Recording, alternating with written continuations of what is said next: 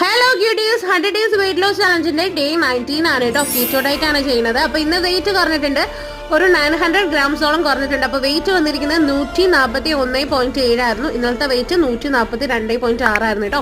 അപ്പൊ രാവിലെ പതിവ് പോലെ ബട്ടർ കോഫിയാണ്. ഇതിൽ ഞാൻ കുറച്ച് പാല് ചേർത്തിട്ടാണ് കേട്ടോ ചെയ്തത്.